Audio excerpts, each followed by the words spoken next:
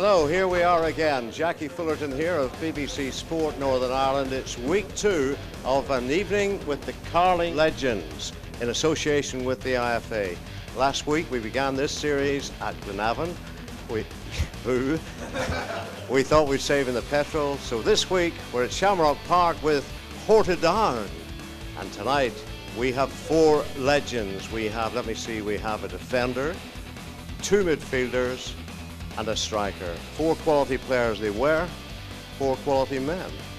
You enjoy this? I think you will.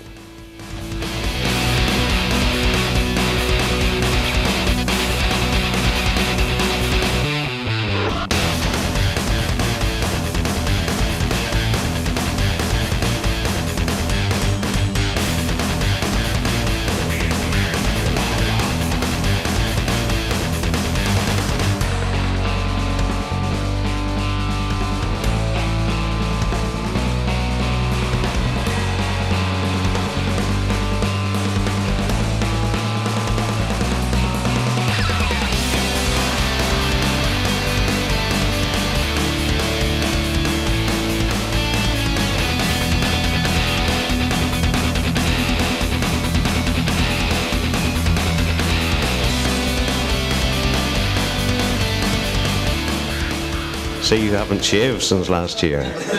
Apparently people say it makes me look slightly older, but I do have youth on my side, so that's okay. You're lucky. As you'd well know, Jackie, you see me pretty often around Ballymena Showgrounds. I'm watching my son at Ballymena, which I'm enjoying a lot. What about coaching or management? I did, Jackie, involve myself a wee bit at Ballymena with the reserve team, which I thoroughly enjoyed. But for the past year and a half, took a break from it for various reasons, time and everything else, and just enjoying watching the kid playing. It's like just reliving your career all over again. That must give you a great buzz. He's doing doing well. Very good. He's doing very, very well. He's got a good attitude. He's a good lad, and he's better than me, Jackie.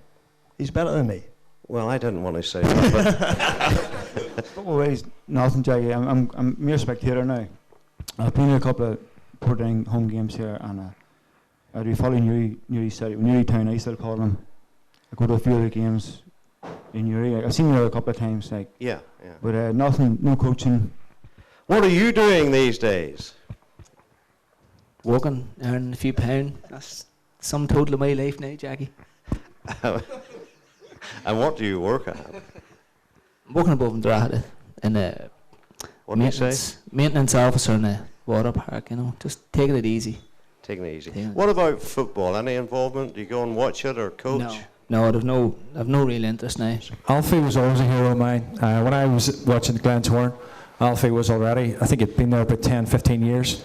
Good engine. Alfie, to be fair to Alfie, he could play in midfield. He was a clogger. But the thing I loved about Alfie Shearer was he was one of the most competitive men I remember. He just loved to tackle. One of the few people he liked to tackle as much as me, right? And I did like a tackle. He was a Rolls Royce. I think that's a good definition. Marty was a goal scorer. Sorry, that was your idea of 2 sentences, was it? No, it's all right. There's so much talk and hype about Gareth Bale at the moment, and Joey was that. Joey was Irish League's equivalent of Gareth Bale. He took it by storm. And I recall we were talking earlier on about a hat-trick Joey scored at Carrick a few years ago. Right foot, left foot and header. And the guy scared the life out of people. And just to say what Philip said, if you were looking at a guy in front of you, a wide right midfielder who could go and hurt teams, Joey was the man. But if you're under the cosh for a period of the game, Joey was the man. His attitude was superb. Marty was a yap. Yeah, Philip's right, he's a yap. But he was a joy to play with. He was so unfortunate because at the time where Marty got suspended, I'm not going into detail, but the whole... No, I'm not mentioning any names. The linesman. Was that a linesman or something? Yeah, that's right. Yeah. So Marty got suspended, which was a ridiculous situation. And unfortunately for Marty, Ronny had to go into the market. He got Stevie Cowan over, and Cowan proved to be, in my opinion, the most prolific goal scorer I'd ever seen or played with. So it was unfortunate, but he still played a very, very, very big part in our success. This guy here, I must be very honest and sincere when I say this. Philip was a joy to play beside, and he knows it. He was limited as a player. But if you're in the trenches... Cheers, Alfie. Alfie, I have done my best over in this club for the last 10 years to tell everyone I was a phenomenal player. Right? The kids... Did you say unlimited as a player? After the nice things you said about him. The kids want to hear the truth, Philip. I'll go back and tell you about Alfie in a second. And I remember... I remember different people saying to me about, oh, you've got a great team, and and sincerely, and players saying, oh, not sure about your right back, he's limited this one.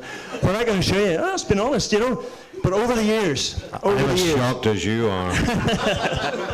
over the years, there's nobody, and I mean nobody, you'd have rather had in that back four than Philip Major.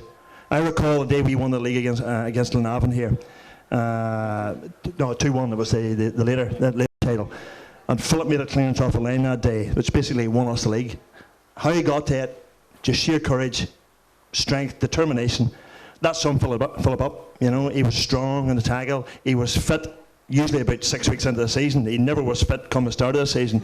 As for Alfie was just a model professional, to be honest. And like, you go to training and like nobody stood back because Alfie was the leader. Like, you just followed him.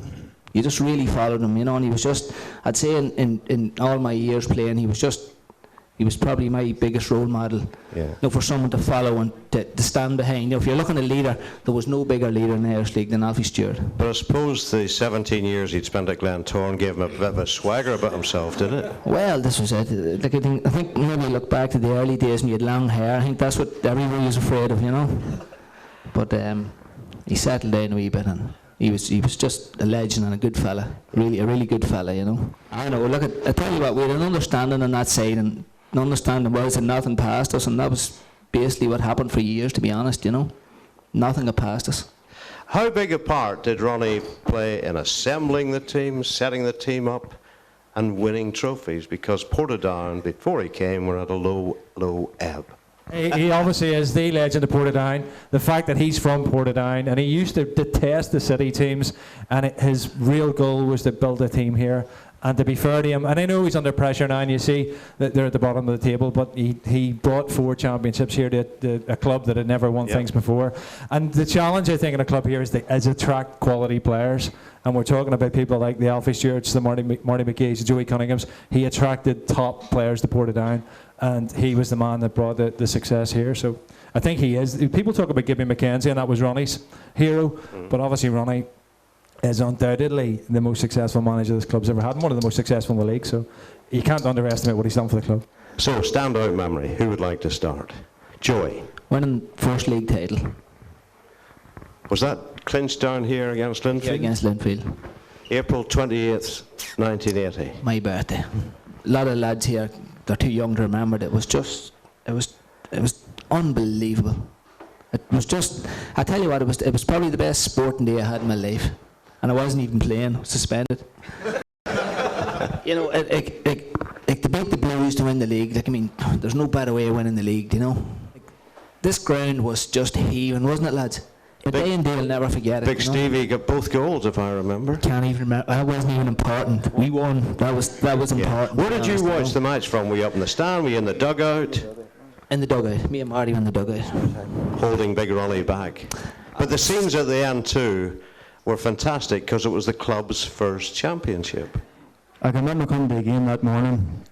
Ronny won us down early to work on a few set moves, not there. We usually do it on a Saturday morning. But I remember coming down through Tandragee. Remember that morning, Tandragee? And there was a massive band parade on. And we were thinking, fuck, Ronny's going to find us. We're not going to get through this here. We're going to be late. Fucking, you're fined £5, you're fined £5. That's what he done. Like, we're only getting 10. So there was fear of the manager, No, but I can remember someone recognised us in the car, supporters, and it was like a part in the Red Sea. The Red Sea. Yeah, I honestly God, it was banging the roof and come on, beat the Blues today, wheelbarrow. The atmosphere going through there was incredible, absolutely incredible. You're seeing the best one was the Portadown. On a personal point of view, was winning the Football Writers' Player of the Year. Yes. Was a very proud moment for me to represent Portadown that year and to get recognised, by the football writers. It's something you need to dream of. But you don't forget things like that. Don't forget things like that. And if I hadn't came to Portadown, I wouldn't have won that. Especially these great players around me, because these guys the players to play around. No point me scoring 3 or 4 in a game and the defence are then 3 or 4 hours. Realise that you only get as a team to play with. But unfortunately, you know, strikers seem to get all the headlines. The headlines. You know, if a defender makes a mistake, it's a goal. And he gets the wrong headline. If a striker loses the ball up front, you know, there's nothing going to be said about it. Yeah. You know, but I've all these boys to thank for all the awards I've won here over the years, you know. Yeah, as I say, I always tell young people, I have sons these guys' age here, and I say, you know, you do things in life, you'll never forget them. Like people scoring a century at Lord's, goals in cup finals. People never forget things like that. Alfie. I mean, like I had already won the league, Jackie, at Glentoran in 1988, and that was after a 6-year drought where the Blues had won it every year, and that was pressure. The Roy Coyle years. That's right. Even though we had a very good cup team at Glentoran, to go 6 years with your near neighbours winning it every year was hard to stomach, and to eventually win it in 88 was a big, big thing. Yeah. But to come here and really to come to a club that had never won it before, and the whole thing just built up that season, and you knew there was momentum. And I think we went on a 21-game unbeaten run at the start of that season, and I think that confirmed to ourselves more than anything else that we were well capable of handling Linfield, Glentoran, or any of them. And I think that was the catalyst of that league victory, to be honest with you. That beginning to the season where we were really strong, hard to beat, and we went on and on and on from strength to strength. And then we found ourselves February, March right in there with the whole Marty situation. And it went on and on with Glenavon as our nearest contenders. But that day was unbelievable. The crowd, I mean, if you're talking about nerves before a game, and that's hard. That was tough that day.